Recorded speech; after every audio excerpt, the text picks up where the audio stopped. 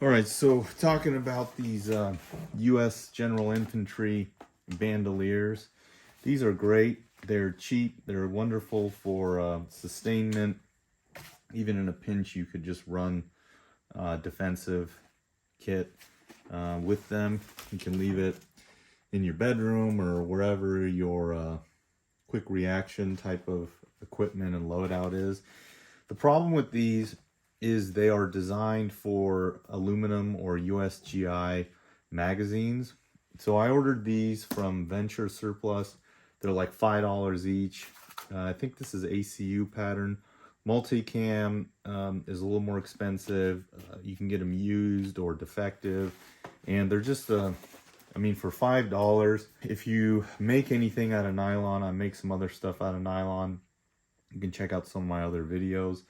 You begin to realize that $5 to $10 on one of these is really worth it. The cost of the materials, just the snaps alone, the webbing, the 2-inch thick webbing, and it's all, I mean, it's all sewn excellent. These are bar tacked in here. It's strong. It comes with a little carry handle. There's a piece of, I think this is metal hardware on this side. Adjustment loop here is plastic, but I mean, this is good quality Milspec nylon. Very, very hard to beat this finished value for $5. It's also got snaps on each side here, so you can kind of work that into a molly type of system, but really the value is throwing this over your shoulder and just bam, you're ready to go, and you got either 4 mags and a radio or a med kit or something, just sort of a quickie thing. So not made for, these are Lancers, and then I'm working on a little thing here to get them to work for Pmags. I got 4 Pmags in there. The trick with these, VentureSurplus has a video about how to get your mags to fit, your Pmags or your polymer mags to fit. And what you do is you reverse one or the other. And then if you put your finger right on the snap and push it up, you'll get this nylon to move just enough to where you should be able to get the snap closed. So there's 2 Lancers, snap is closed. In here, I'm sort of working on a stretching system. I've got 2 Pmags in each, and you can see those snaps are closed.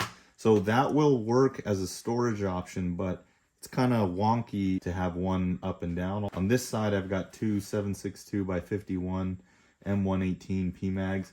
The snap won't even get close to closing. So even if I sewed in some Velcro or moved the snaps, I'd have to almost sew in a toggle, like a paracord closure. What I'm going to show here, the Marines have a video about expanding nylon, and what they recommend is taking unloaded Pmags, or they have a video on how to get their mag carriers to work for Pmags, because they're all made for USGI aluminum or steel mags, whatever they are. And what they do is they take the mags, put them in the storage system, put pens inside of the mag holder, and then soak this in water overnight. And the nylon will stretch. So the threads will stretch and the actual material will stretch. But what I'm going to try to do is I have these both 4 magazines, and then I put a bunch of pencils and pens to get tension on these. And I'm going to use a heat gun and see if I can get this nylon to expand a little bit to where it'll fit the Pmags facing the same direction in the bandolier without having to soak it. The other thing you can do for a storage system is you can modify these. Now these snaps are both female, so you'd have to change, you know, you could put 4 snaps on, change out these female to male if you have a rivet gun or something to install snaps. And then you could snap 2 of these together, and then you'll have 6 storage compartments, so you can have mags plus a radio plus a med kit, whatever you need, just as a quick grab and go type of thing. Obviously you should have some sort of chest or plate carrier capable, but this is sort of a sustainment too, where you could have extra mags that you just throw over your neck and shoulders. I'm going to use the heat gun and see if I can get this to release a little bit of this tension when I have all this crap in here. to hold Pmags without needing to modify the snaps and without having to soak it. You got to be careful. You got to be careful because nylon melts at about 200 degrees. So depending on your heat gun, you may be able to use a hair dryer. This is a Harbor Freight Drill Master $15 or $13 heat gun. So don't burn it. So just letting it cool down, making sure to open and get the heat in here, and then twisting a little bit just to get a little bit more pressure on the nylon. Once it's completely cool, then you can take out all the pencils and check it. All right, so here's the one that we use the heat gun on.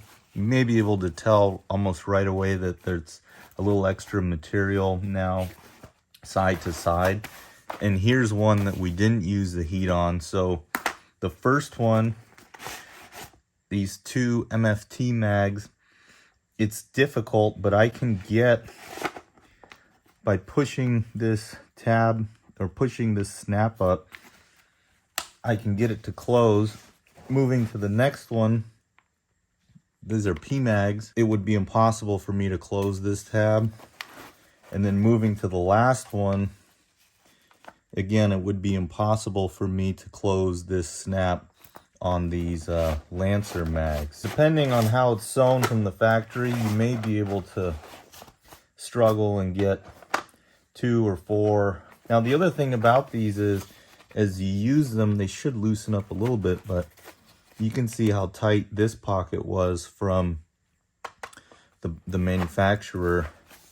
I mean, this snap is like half an inch off, but anyway, so that one is new and unheated.